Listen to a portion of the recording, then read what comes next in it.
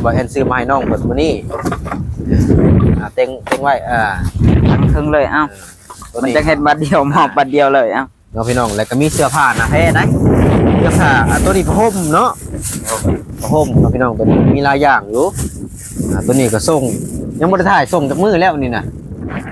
3 มื้อคือว่าซื้อมาให้หลายอยู่ลายคือบ่ใช้ซะจะน้อยจังสิใช้เขาไปกินทานจ้ะเนาะโตจีกเลยเนาะอีกเลยเกิบนี่ก็คู่ที่2แล้วนี่เนาะไม่เห็นซื้อมาให้นี่น้ำอยู่ส่งนี่ค่ะถ่ายใหม่เด้อส่งนะโดยเพิ่นเม่นได้นี่แล้วก็อันนี้น้ำเสื้อพี่น้องจังไรก็ขอขอบคุณทางเพิ่นถ้าขอบคุณทางพ่อเพิ่นบ่เป็นบ่เป็นเมื่อคืนไอ้พาเว้าจังไรก็ขอขอบคุณจังใดก็ขอขอบคุณทางพ่อเพิ่นที่อยู่ต่างประเทศหรือว่าอยู่USA สหรัฐอเมริกาเด้อพี่น้องเนาะโดยพ่อเจศาสตร์กองมณีทางเจศาสตร์กองมณีพ่อเจศาสตร์กองมณีแล้วก็เอื้อยนกห่านดอกไม้สดหน้าด่านจังหวัดหนองคายแล้วก็ทั้งอ้ายไม้เพิ่นน้องมีน้องๆอีก2คนโดยสบายดีและสวัสดีพ่อแม่พี่น้อง FC เบิดสุคนเนาะบ่ว่าจะเป็นฝั่งไทยฝั่งลาวหรือว่าสิเป็นทางต่างประเทศกันยินดีต้อนรับเข้าสู่ช่อง YouTube บ่าวเอ็นสตูดิโอหรือว่า Facebook Fanpage บ่าวเอ็นสตูดิโออีกแล้วน้องพี่น้องเนาะซึ่งมื้อนี้เปิดภาพมากับมาอยู่บ้านของน้องอาเบยเพิ่นอีกแล้วน้องพี่น้องเนาะก็ได้รับภารกิจจากผู้ใหญ่ทั้ง USA และก็ทั้งทางฝั่งไทยนำแน่เนาะซึ่งผู้ใหญ่ท่านที่อยู่ USA ก็พ่อเจศาสตร์กองมณีน้องพี่น้องเนาะฝากเงินมาให้บ่าวเอ็นเป็นจำนวน100นะพี่น้องกับบ่าวเอ็นก็ได้ซื้อของน้ำแน่แล้วก็ทั้งพ่อเพิ่นก็ให้บ่าวเอ็นใช้น้ำมูกน้ำมันแน่$50นะพี่น้องจังได๋ก็ขอบคุณทั้งพ่อเจศาสตร์กองมณีเพิ่นก็ให้เพิ่นอยู่ดีมีแฮงเนาะจังได๋ก็ขอบคุณทั้งพ่อเพิ่นเนาะบ่ได้ใช้น้ำมูกน้ำมันอะไรนะพี่น้องเนาะแล้วก็ทั้งเอ้ยนกห่านดอกไม้สดอยู่หน้าด่านจังหวัดหนองคายเนาะคนที่3ก็มีไอ้ไม้นะพี่น้องเป็นจำนวนเงิน200,000กีบนะพี่น้องเนาะแล้วก็มี2น้องก็ผู้ละ200 บาทรวมๆกันเป็น400 บาทเนาะพี่น้องเนาะจังได๋ก็ขอบคุณทั้ง4ท่านเพิ่นหลายๆที่ให้บ่าวเอ็นมาเป็นสะพานบุญให้อะไรเนาะพี่น้องเนาะจังได๋ก็ขอให้พวกท่าน4คนอยู่ดีมีแฮงเนาะพี่น้องเนาะก็โอเคเนาะพี่น้องเพื่อเป็นการทักษะเสียเวลาก็จะได้เอาของก็ไปมอบให้ทั้งน้องอาเบยเพิ่นเลยเนาะพี่น้องเนาะเพราะว่าเวลาก็ค่อยค่ำลงแรงแล้ว4 โมงแล้วเนาะพี่น้องเนาะก็เดี๋ยวเฮามอบของเสร็จก็จะได้กลับเนาะพี่น้องเนาะก็ซั่นก็เข้าไปเลยเนาะพี่น้องเนาะโอเคเนาะพี่น้องตอนนี้ก็ได้มาฮอดที่พักของน้องอาเบยเป็นที่เรียบร้อยแล้วเนาะพี่น้องโอ้นักลองทายมันด้วยเบยมันยังนี่นะมีปองปลานำคือฮู้แล้วก็มีมาม่านำคือฮู้บ่ฮู้ทายเบิ่งซื่อทายเบิ่งซื่อแม่นโอ้ทายแม่นแท้นี่โอ้ทายแม่นสิบอกเลขเด้เนาะพี่น้องเนาะมื้อนี้เนี่ยเนาะพี่น้องได้ครับภารกิจจากพ่อเพิ่นอยู่ทางต่างประเทศพ่อเพิ่นซื้อเจศาสตร์กองมณีเนาะพี่น้องแล้วก็มีทางเอ้ยนกพร้อมเนาะพี่น้องเอ้ยนกลาดดอกไม้สดหน้าด่านจังหวัดหนองคายแล้วก็มีอ้ายไม้พร้อมเนาะพี่น้องอยู่บ้านไผ่นาเตยเฮานี่แหละฝากเงินมาให้ทางบ่แอนก็นี่แหละรวมกันเอามาก็ได้ของลายเติบแล้วนี่มีปลากระป๋องเนาะพี่น้องปลากระป๋องนี่ก็เอาพวกนี้มันบุ้มได้เหมือนปลากระป๋อง2 แพ็คนะพี่น้องโอ้ไก่เติบได้เพื่อจะมาหอดพี่เนาะนะโอ้นี่เป็นหมี่ไทยได้นี่ทำชิกินเนาะโดย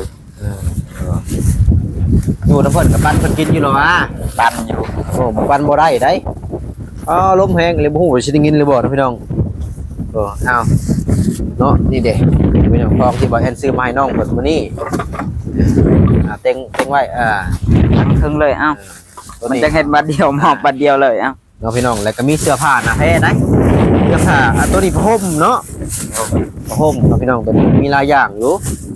ตัวนี้ก็ส่งยังบ่ได้ถ่ายส่งจากมือแล้วนี่น่ะ3 มื้อคือว่าซื้อมาให้หลายอยู่ลายคือบ่ใช้ซะจะน้อยจังสิใช้เขาไปกินทานจ้ะเนาะโตจีกเลยเนาะอีกเลยเกิบนี่ก็คู่ที่2แล้วนี่เนาะไม่เห็นซื้อมาให้นี่น้ำอยู่ส่งนี่ค่ะ ถ่ายใหม่เด้อส่งนะ โดย เพิ่นเม่นได้นี่แล้วก็อันนี้น้ำเสื้อน้องพี่น้องจังไดก็ขอขอบคุณทั้งเพิ่นถ้าขอบคุณทั้งพ่อเพิ่นบ่เป็นบ่ บ่เป็น ลงมือขึ้นไอ้พาเว้าจังไดก็ขอขอบคุณ จังใดก็ขอขอบคุณ ทั้งพ่อเพิ่น ทางพ่อเพิ่น ที่อยู่ต่างประเทศ ที่อยู่ต่างประเทศ หรือว่าอยู่USA สหรัฐอเมริกาเด้อพี่น้องเนาะ โดย พ่อเจศาสตร์กองมณี ทางเจศาสตร์กองมณี พ่อเจศาสตร์กองมณี พอเจศาสตร์กองมณี แล้วก็เอ้ยนก แล้วก็เอื้อยนก ห่านดอกไม้สด หานดอกไม้สด หน้าด้านจังหวัดหนองคาย หน้าด้านจังหวัดหนองคา แล้ว ย ก็ทั้งอ้ายไม้เพิ่นน้อง ทาง พี่น้อง ให้ เนาะ ใหม่เพิ่น ก็มีน้องๆอีก2คน โดย จังได๋บ่เอ็นก็ขอขอบคุณที่มาให้บ่เอ็น น้อง เป็น เบ สะ ยก็ พานบุญ ขอขอบใจ ที่ว่าบ่ได้ว่าบ่ค่อยเป็นนะขอขอบใจให้อยู่ดีมีแฮงเด้อ ความ ความ เจ็ เจ็ บบ บ่ บ่ ให้ ให้ ได้ ได้ความใครบ่ให้มี ขอให้เพิ่นอายุมั่นขวัญยืน โดย เป็นหัวโฮมใส่ให้ลูก โดย จังได๋บ่เอ็นก็ขอขอบคุณทั้งพ่อเพิ่นพ่อเจศาสตร์กองมณีแล้วก็เอ้ยนกน้องพี่น้องที่อยู่ฝั่งไทยพ่อเจศาสตร์นี่ก็อยู่ USA น้องพี่น้องจะได้ขอขอบคุณทั้งพ่อเพิ่นเนาะ โดย แล้วก็เพิ่นก็ให้บ่เอ็นใส่น้ำมูกน้ำมันน้ำเนาะพี่น้อง50 ดอลลาร์จะได้ขอขอบคุณทั้งพ่อเพิ่นหลายๆเด้อเนาะนี่แหละของก็หลายอย่างพอสมควรเนาะ โอ้ย เบย หลาย กินจักมื้อจักเพิ่นคิดว่า เป็นเดือน เป็นเดือนโอ้ตรงป่าตามแม่ครัวปามขี่รถมาไก่เนาะพี่น้องเนาะจนปุ๊บป้องทางมันขี้ร้ายเนาะ แม่นมันตกหลายรอบแล้ว บริโตกกระเสือผ้านะแพ้นี่แหละฮุบเข้าไปก็ห่มนี่ก็ทำที่ตู้มเลยบัดนี้เนาะ แม่น เสื้อมือหนักก็คือว่าอันทั้งง่ายไปซื้อมาให้ 3พื้นแล้วก็สิเอาเมียมาอยู่นำได้บัดนี้ลายเลย สิเอาเมียบ่เป็นคนดุคนมันได้ก็จะเอาเมียน่ะ บ่เว้าซื่อๆนี่แหละว่าผมม่วน พอหยอกซื่อบ่ แม่น กษัตริย์นี่สิบ่เอาเมียจังหวะ เป็นจังได๋ ถ้าเบิ่งก่อนบางทีก็บัดได้เฮาก็ยังว่าบ่เป็น เป็นจังได๋คือว่าจะเชียร์2มื้อวะ จังหวะ เล่าเหตุการณ์ให้ฟังมึงดู เอาสิเล่าไปจนว่ามันสิไปอีก มึงบ่ไปเอาลองเว้าให้เว้าสู่ฟังดูเป็นจังได๋จังว่า มันเป็นน้ำใจ เป็นน้ำใจ แม่น เพื่อเป็นน้ำใจ ทางอีแม่อยู่ต่างประเทศก็ว่าพันเห็นพอเฮา เออ เรามานะหน้าตามาก็หน้าตาก็ต้นก็โตมคือกันเป๊ะเลย เล่ามาทางไหนน่ะ จัก เจ้าคุณเจ้ากับแม่ทางต่างประเทศว่ะบ่ล่าว่าสู่ฟังบ่ แม่นมื้อเช้านี้เฮาก็เว้านํ เราทั้งแม่ต่างประเทศนั่นได้ แม่นโทรศัพท์ก็เราซื้อให้ สัมผัสบ่ แม่น ซื้อเท่าไหร่น่ะ ลาดปลาย ไปหดใช้มือน่ะนะ แถวดงนี่แหละ ไปนอนอยู่ใช่ ไปนอนเพื่อนป่าอยู่แคมป์ทางแดง ทางผู้ แม่นแล้วก็ตื่นเช้ามาก็ขึ้นอยากไปเขื่อนประตูโจยแล้วก็ย่างไปแม่น ฮอดบ่ ฮอดเอาผักน้ำมาไปให้ คือว่า ไปอันซาป่าพร้อมบ่ แม่น ได้จากโต๊ะ ได้ป่าประมาณ4โตวให้เขาเลย ชา ให้เขาเลย ให้ไผ ให้กับเจ้า ให้ประตูโจยหรือให้ไผ ให้ประตูโจยตัวเดียว ใหญ่เด้อบ่ป่าน่ะ บ่ได้ใหญ่ปานใดปลากัง บ่ได้ใหญ่ แม่น นั่งดีๆนั่งดีๆบ่ได้ใหญ่ปานใดเนาะเอาแก้ชาขู่คือมีขู่ในป่าก็ได้ เจ้าพาไปสระป่าแล้วก็สระได้บ่ได้ลายก็ให้เขาเลย ก็คือว่าไปก้านเขียดพอบ่ แม่น ได้โคมใหม่เลยไปก้านเขียดจนบ่มา บ่แซนได้บ่ได้มา เพิ่นบ่ได้มาแล้วเพิ่นมามื้อน่ะบ่เห็นเจ้าเพิ่นก็มาท่าจนค่ำมื้อน่ะไปวันนี้ก่อนสิไปใช้แล้วบอกอ้ายเด้อวันนี้บอกจะไม่อ้ายมันมีโทรศัพท์แล้วก็ โทรเอา มันโทรหาต้องหับได้ โดย หับซาดีๆโทรศัพท์น่ะ โดย อย่าหลักไปขายได้แหละ โดย บ่ได้ได้หลักไปขายนี่ โดย เออ สิไปขายอยู่ซ้ายขายเขาก็ฮู้ บ่ให้ขายนะ โดย เพราะว่าเราต้องหับซาดีๆเพิ่นตั้งใจสิสวยนี่ โดย เพิ่นเห็นความทุกข์ความยากความจนของเจ้าแล้วนี่เพิ่นจังสวย โดย ผมเห็นว่ายังได้นี่นะไอ้กับพวกครับภารกิจมาพวกมื้อแรกนี่จะไปงานคนตายบ่ แม่น คนตายในบ้านนี้ แม่น คือว่ามื้อนี้จะไปงานคนตายนะ แม่น ทั้งบ่พรเว้าได้หรือว่า ไปอยู่ออกมาแล้วเอามาสิเปลี่ยนทรงเสื้อเขาไปใหม่อีก ไปแต่ตอน ดีแล้วเจ้ายังมาทัน ไปตอนจักโมงอันนี้นะ ก็สิไปแล้ว บ่ตอนไปแล้วตอนเช้าจักโมง บ่ได้ไปแต่เช้าหาก็เข้าไปวังใดนี่ แต่ก็ออกมานี่ แม่น อ๋อกินแบบไปแต่เช้าโหหากนมาบ่แม่นเนาะ บ่แม่น อืม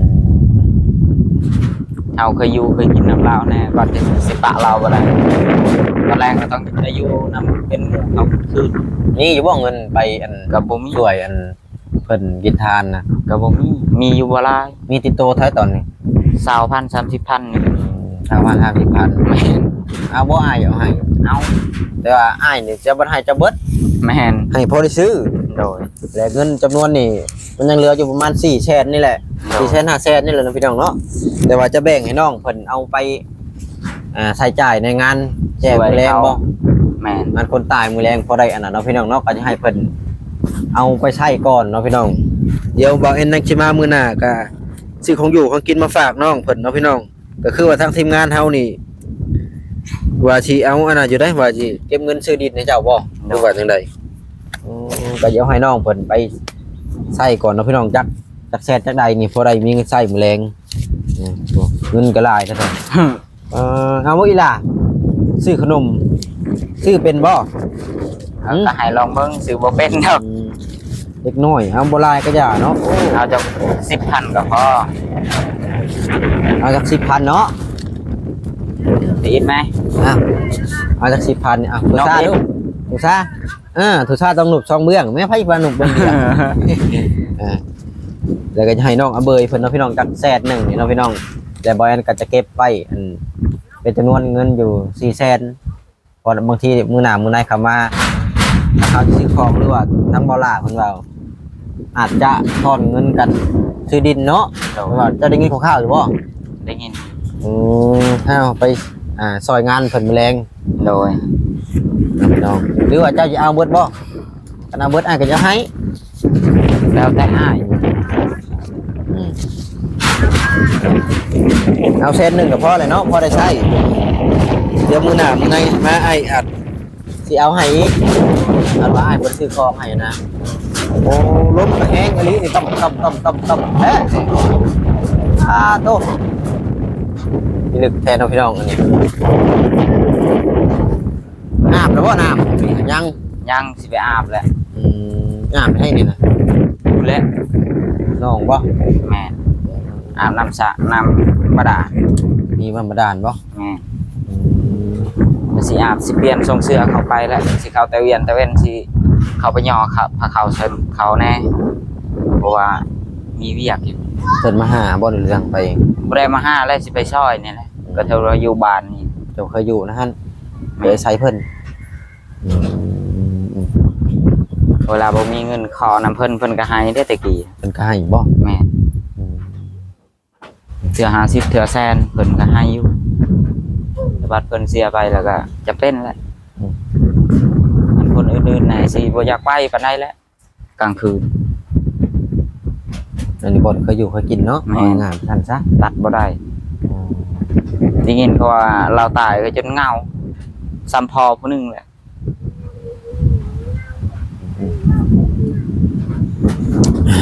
เฮ็ดจังไดเนาะคนเฮาความตายแค่นข้อสู่บัดยากเนาะ แม่ เฮ็ดจังไดเลยอ้ายนี่กินข้าวแม่เจ้ายังมีชีวิตอยู่เลย แม่มีบ่ มี บอกให้เรามาหน่อยเด้อ เจ้าก็จะเห็นแล้วบ่ แม่ พุ่นเราอยู่บ้านยังวะอ้ายก็ลืมเลย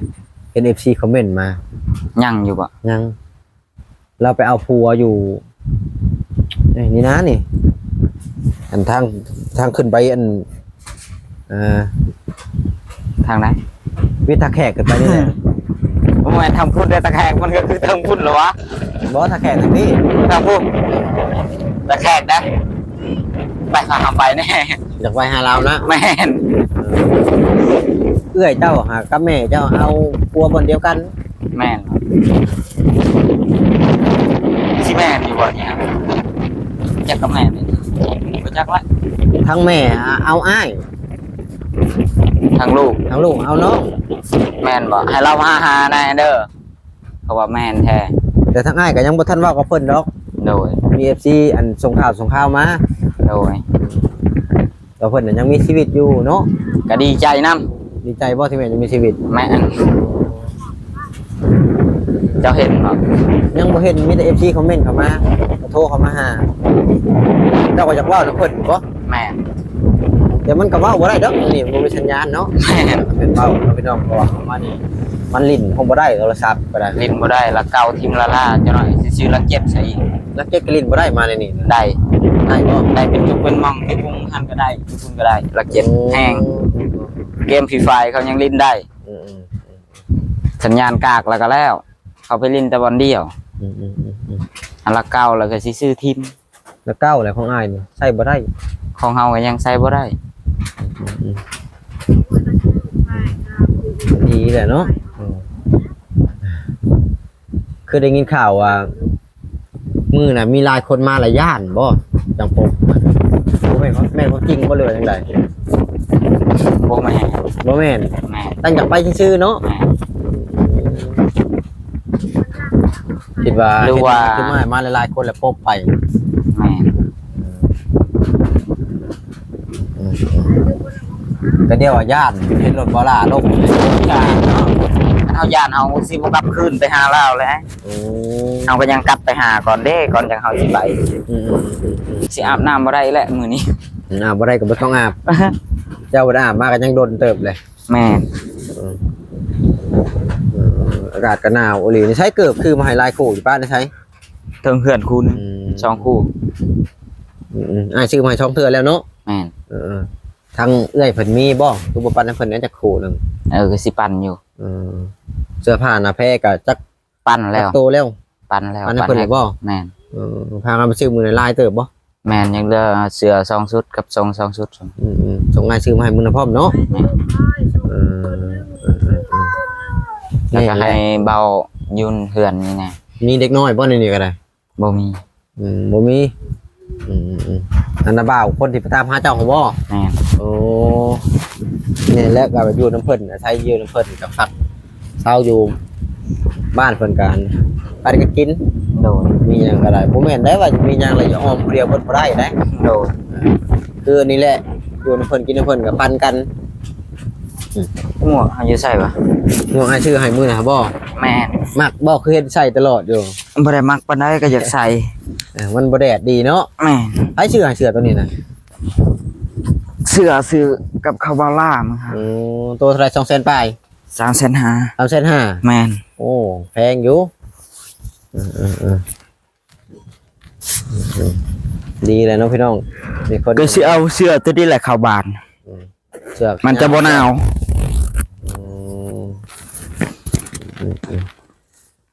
ดีแล้ว หลังจากนี้ก็สิกลับกันมากินกาแฟเพิ่มประตูโจยเพิ่นเล็กๆน้อย ก็บ่ฮู้ว่าจะกลับทันหรือบ่เพราะว่าจากบ้านอ้ายมาฮอดนี่130กิโล ก็พอดีแหละอ้ายก็กลับมาตั้งเมื่อไปตังที่เว้นนี่แหละมันจังปลอดภัย ตอนนี้มัน4 โมงแล้วตอนนี้นะอ้ายยันกลับบ่ทันอันนี้นะ กลับบ่ทันก็นอนเพื่อนผู้เฒ่าโจ้ ตอนเพิ่นประตูโจยบ่หรือว่าจังไดเนาะพี่น้องเพราะว่าบ่แอนออกมาก็ใช้เวลา2 ชั่วโมงกว่าๆเพื่อจะมาฮอดบ้านน้องอาเบยนี่เนาะพี่น้องบ่แม่นใกล้ๆได้นี่นะเพื่อจะมาฮอดคืออ๋อตกทางก็อันตรายขนาด 2ชั่วโมงกว่ายังใจอยู่ได้ยังใจเมื่อยอยู่ได้พี่ฮอดพุ่นก็ค่ำๆนี่ เพื่อฮอดบ้านอ้ายมันค่ำเลยบ่เห็นหุ่งเล บ่ ย เกิน8โมง9โมง ประมาณ8 โมงพุ่นแหละ ก็ยังทัน อีกอย่างมันก็เดินทางไกลทั้งเฮากับย่านน้ำรถน้ำรางเนาะพี่น้องการเดินทางกันว่าจากเมื่อกับเมื่อได้อยู่กันจากเมื่อวะ ยันว่าคิดฮอดเมีย ก็คิดฮอดอยู่ แต่มันก็ คิดฮอดกับเมื่อ มันไกลมันการเดินทา ถางมว่าเฮามีเมียเฮาไกลปานใดเฮาก็ย่างเมื่อ คันมีเมียได้ แม่นสิบ่นอนป่าอีก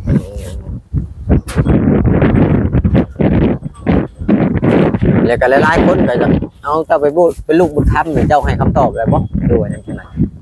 ได้แล้ว ว่าจังไดไปหรือบ่ไป ก็สิไปอยู่แต่อยู่บ่เฮิง คิดเบิ่งก่อน โดย เอาว่าซั่นซะหลายคนคอมเมนต์เข้ามาหาอ้ายหลายๆคนก็อยากให้เป็น ให้มันแล้วก่อนเดี๋ยวนี้ยังสับสนหลายอีหลีเหรอ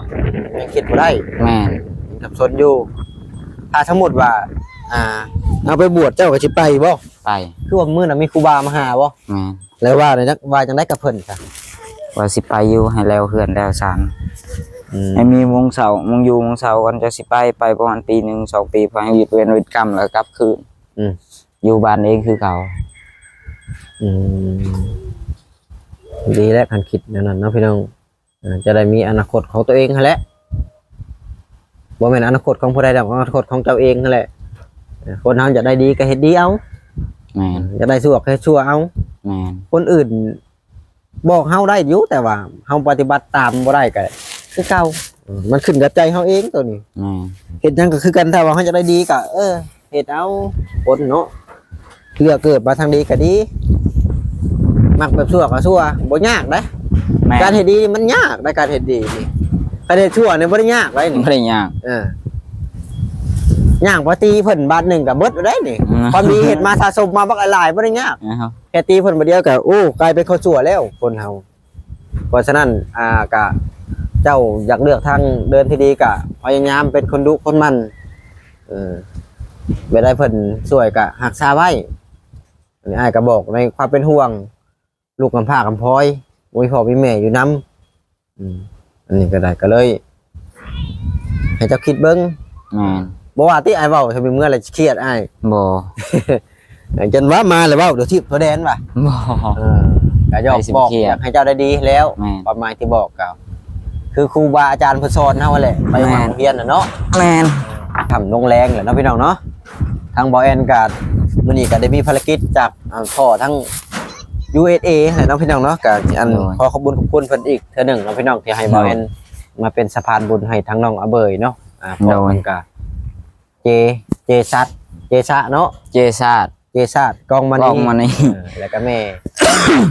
นกพี่น้องหน้าร้านดอกไม้สดหน้าด่านจังหวัดหนองคายเนาะแหละก็ทั้งอ้ายไม้เพิ่นแน่แหละก็มีน้องๆ2คนที่ร่วมกันมาเป็นสะพานบุญให้เนี่ยพี่น้องเนาะและเงินอีกจำนวนหนึ่งทางบ่แอนนี่ก็อาจจะได้เก็บไว้ให้ทั้งน้องเพิ่นเนาะยังอยู่นำบ่แอนอยู่ตอนนี้น่ะ400,000นะพี่น้องมอบให้เพิ่น100,000เนาะบางทีมื้อหน้ามื้อในเข้ามาก็อาจจะซื้อของอยู่ของกินบ่เนาะหรือว่าถ้าบ่ซื้อก็เงินจำนวนนี้ก็สิเก็บไว้ทางเบิ่งทางทีมงานเฮาเนาะว่าเพิ่นน่ะสิซื้อดินบ่หรือว่าจังไดเนาะเพราะว่าตอนนี้เฮาก็ยังสรุปบ่ได้ว่าสิเอาจังไดต่อเนาะเพราะว่าขายดินก็ถ้าว่าซื้อนี่บ่หรือว่าเขาไปซื้อในกลางบ้านในไสก็ได้สมมุติซื้อในนาเนี่ยเพิ่นจะขายบ่ขายซื้อในนี่ได้ขายแต่แพงเขาหักเสียดายสิเฮ็ดให้นาเนี่ยก็ชื่อเล็กๆน้อยๆพอได้ตั้งกระต๊อบได้นี่แหละ15 คูณ 15บ่หรือว่าอะไรประมาณนี้แหละคูณ 15โอ้มันก็หันดินงามๆแหละมันก็เขาเหยียบได้20 ล้านได้ซื้อดินฮะแม่บ่ซื้อน้อยนึงเนาะอันทามุหันทำบ่แพงบ่ได้ประมาณ10 ล้าน10 ล้านก็วางเติบบ่แม่กับพังเบิ่งเนาะพี่น้องเนาะโอเคมาข้อนี้ก็บ่มีหยังหลายก็ให้น้องเอาเบยขอบคุณเพิ่นลูกเฮียนขอบคุณเอามึงดูเป็นหมู่เป็นก็เฮียนเอายกมือขึ้นก่อนลืมไปแล้วมันซับซ้อนแห้งอีหลีบ่แม่นเฮาเอาหยอกมีแต่สิว่าขอบคุณซื่อๆแหละเอาขอบคุณเพิ่นด้วยน่ะขอบคุณทางอีพ่ออีแม่ทางต่างประเทศจ้ะอายุดีมีแฮงดูว่าทางใดก็น้องบ่ฮู้เนาะที่ขอโทษขออภัยนำและที่มีน้ำจิตน้ำใจมาช่วยทางน้องเนาะสำหรับคลิปนี้ก็บ่มีหยังหลายนะพี่น้อง